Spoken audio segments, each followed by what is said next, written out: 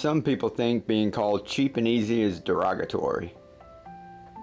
I wear it as a badge of honor. As I perfect my cheap and easy continuous harvest system, I still give lots of thought to traditional gardening. Decades ago, when I first heard of permaculture, I thought I had to buy lots of land and become a barefoot hippie running through a food forest. And I started hydroponics as a means to an end because I sucked at gardening. It served me well, but I think I can do more. So I called my friend Marty of Marty's Garden and told him that I wanted to mix the two. Bring the worlds of hydroponics and traditional soil-based gardening together. I told him that I wanted to keep things simple and affordable. I want everyone to be able to grow some of their own food, and not with just hydroponics. Marty agreed to help convert my backyard into a tiny food forest in the middle of a city using both hydroponics and soil. Now this may take a few years, but we both want you to see that you can easily grow your own food in the smallest of places with limited resources. This is the first of many chats I will have with Marty, and we hope you enjoy it and learn lots. Hey, so we'll just get started. I'll just go ahead and introduce you. This is Marty Ware. I know Marty for a long time. I was learning how to do microgreens before I even learned all the cracky method and the hydroponics and everything. I was learning how to do microgreens, and I think that's what, Marty, I found you were growing some in it was a little tiny greenhouse or something out in the yard, and you had some videos about that.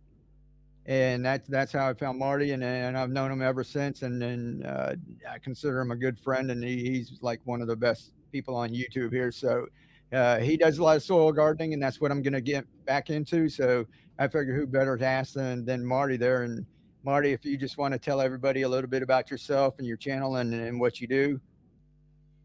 Wonderful. Thanks so much for the warm welcome. I wasn't expecting something so like that, but anyway, yeah, like awesome stuff. Yeah, we've known each other for quite some time now, and it's been a really great solid friendship over time. And me watching you do the hydroponics, and you watching me doing soil gardening, and as you said at the beginning, sort of microgreens and worm farming and different stuff. But I'm just a horticulturist that's worked in sort of the organics area really, and sort of moved into permaculture, worm farming, that sort of stuff, and it just sort of led that way. So yeah, I just love sharing that and helping people learn how to do, like the cheap and easy sort of thing. Right. Everything I do is fairly simple. It just always seems more complex than what it is sometimes. But I think we're looking at the no dig system gardening I remember from watching one of your videos recently. Is that right? Yeah. I'm right now where I live is Florida, and our sand or our soil is mainly just sand. And I have an area in the back that we were doing a hydroponics, so we threw down a bunch of mulch. So we did mulch. We can't really do anything with the soil, unless I bring in like truckloads of compost and redo the whole backyard, a big area. And I thought, well, heck, we can do. I've been watching you for years, and you, the old place you were at, and before you had moved, I think you moved a couple times too, haven't you, Yeah, over the yeah, years? yeah. And you had like each one was like a little small area, and you took it and moved and set up a new place, and like got going like right away. So I figured since I've got limited space in the back, and we're still going to have some of the hydroponics set up, why don't we just take like certain areas and convert them and do a raised bed here and no dig, what we were talking about. Yeah, it's basically because over the years, and especially in Western gardens, right? You go see some Eastern gardens, which they've unfortunately they've even sort of headed into more of a Western style, But if you look back in traditional Eastern gardens, they just build in on layers, I Mm-hmm. mean, and a lot of parts in Asia and stuff like that, they have higher rainfalls and things. So, like Shirley, my missus, she said to me the other day, I said, "It's not just that easy. We just plant stuff everywhere and it grows." And I'm like, Yeah. because you've got great volcanic soils and high rainfalls. But Right. generally, you know, like in places that we're talking about, especially like you're looking at the sandy soils, and you're throwing down mulch all the time. Well, that's basically just following the same system as what comes out of forests, right? So, you know, you get the fungi build underneath, and you get the soil web start to build underneath just by throwing down layers and layers and layers in one spot. Eventually, the worms start coming because there's carbon there to eat, and then there's other things, and it's really that simple. You know, it's just a matter of just putting carbon on top of the soil base. Now, some things, if it's rock hard, it's going to take longer. You know, um, Right. sandy soils will move quickly, and you can do that to sandy soils very quickly. But overall, 10 years later, it won't. It'll still be very good, but it probably wouldn't be as good as a clay soil is maybe down the year 10 years later, because clay's just got holds more moisture, and Mhm. it's got more nutrients in it and things. But you know, we're talking chalk and cheese here. But yeah, sort of like it's just really about adding on those layers. Like I even do stuff where I'm just throwing down mulch on the ground. I throw a bag of compost down, a bit of mulch, and I'll put a pot plant next to it. Now, a lot of people will put a tray underneath their pot plant, right? Like a big Right. pot with tomato in it. I don't. I leave it open so the water goes straight through into the ground down below, and it seeps into that mulch area. And so the worms start coming around because the water is going seeping down through into the ground, Right. and I sort of connect things up. So I don't want to get too overcomplicated, but it's just these little simple things that we make and adjust that can really make things speed up quite quickly. But without getting sort of too forward, I think, you Mhm. know, you've got some questions for me and some pictures to look at, and things like that, I believe. So um, I just want to go in the right direction of where you want me to go without sort of heading off into my Marty's garden tangent, if that Right. makes sense. Let's see. Here we go. So this basically just mulch the area, and like I said, so year we throw down, but it's the same thing as just cypress mulch over and over. And you're right, there are worms when we're out there with the hose. They're popping up, and we have a little compost pile. I think I got a picture of it, and we Yep. grab the worms whenever we can. We're like running. Keely's like, "Ooh, another worm!" Yeah, yeah, awesome. I can tell you something really good straight off the rack with that. Yeah.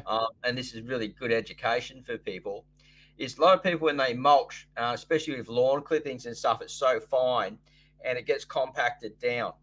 And Right. then it sort of becomes what they call hydrophobic. So the water runs off it and doesn't soak in.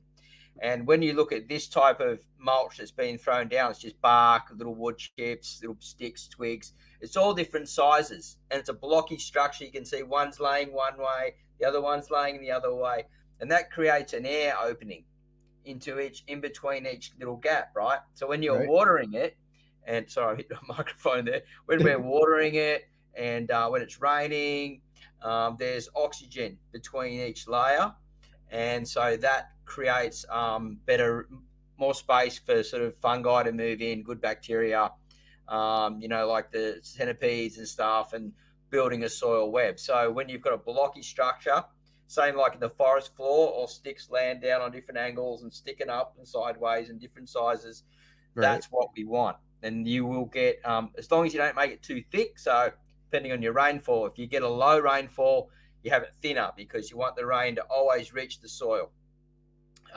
If you've got a high rainfall, you can put a thicker layer on because more rain will penetrate down through. So, like they talk about the Garden of Eden, that Eden wood chip thing video from years back. They Right. get a high Yeah. rainfall, they can put it on really thick and they build soils really quick that way. But if you've got a low rainfall, you can't. It'll actually steal away from the garden because by the time it sort of reaches down, it's soaked the wood a little bit, but it hasn't reached the subsoil.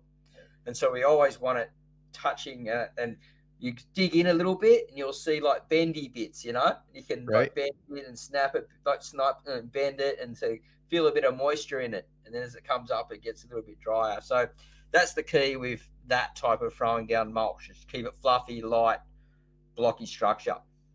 Okay. Cool. Yeah, that makes sense. And we've got that like most of the walkways. And you can see, like I said, it's starting to break down. And this is like the time of year we come over and throw some, some more on there. So, Okay, so one thing there I can bring up straight up. yeah. So when you've got pathways, what we do is basically you throw down the wood chip, the mulch, the things on your pathways, and Hmm. then as it's breaking down, you pull that out and throw that into your garden because it's already that humusy, half broken down sort of thing. Then Right. you backfill back. So that's Pepe does that on his at 560 Farms. I've done that around plenty of places. It's not my thing to teach. It's something that people have been doing for a long time. But it's Hmm. just another way to recycle, keep that loop.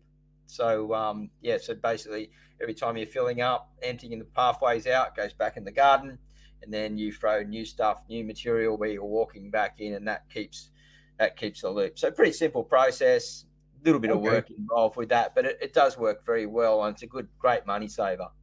Okay, cool. So all that stuff that's kind of broken down, like in the last pictures, not like I know that some people are talking about like the back to Eden thing, saying if you mix too much wood chips in it, like robs it of nitrogen. But this When is it's like, sitting on top, so just so I don't mean to butt in, but when it's sitting on mhm. top and it's not touched, it's not actually mixed in with any soil, it can't steal any nitrogen, right? It's Okay, it's just basically sucking in moisture, becoming like a sponge, and then hitting that surface. So where the surface of the soil is, there may be some nitrogen being taken away from that to help break down. But like I said, if long as you've got that moisture locking level, hmm, it's fine. Because you look in the forest, like you walk past a forest and you go, "Oh, hey, forest, are you stealing all the nitrogen?" right, yeah, You know what I mean? Forest would laugh at you, go, oh, you're an idiot.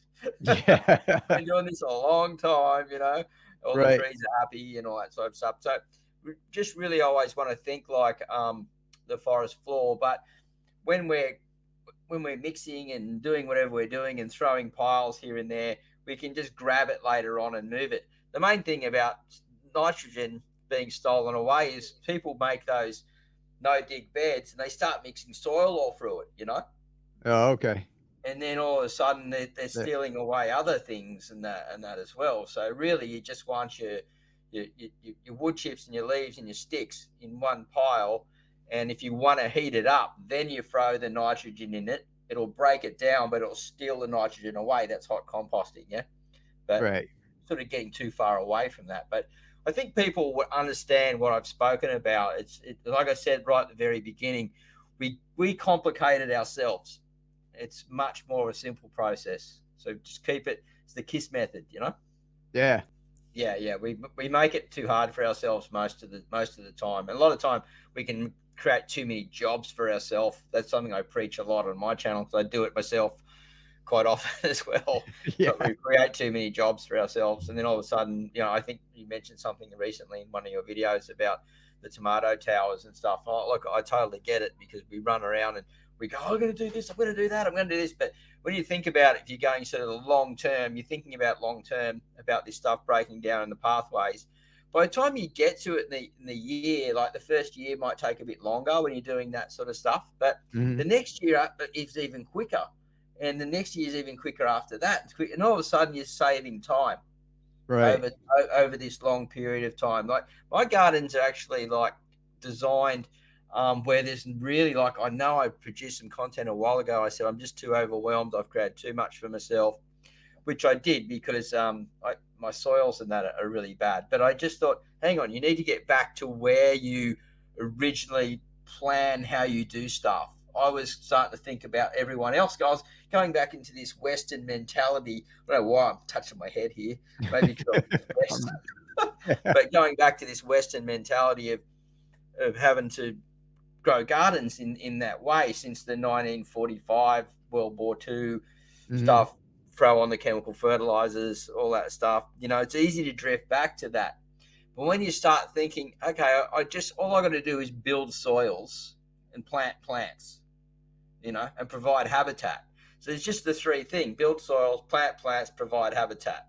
And that's the formula.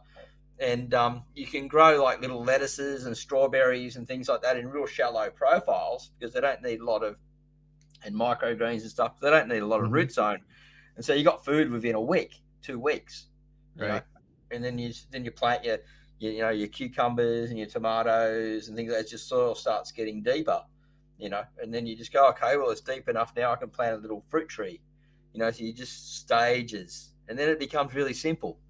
Like, yeah, I said I was my own worst enemy for a little while there. So I'm glad we're back talking about how to keep this easy. You know what I mean? Yeah, Because we're all yeah. time poor. So that was part of our first chat. Now it's time for me to implement some of Marty's advice. There's lots more to come as I merge hydroponics and soil and hopefully help lots of you live to inspire, keep on growing, and be the change. Much love. We'll catch you later.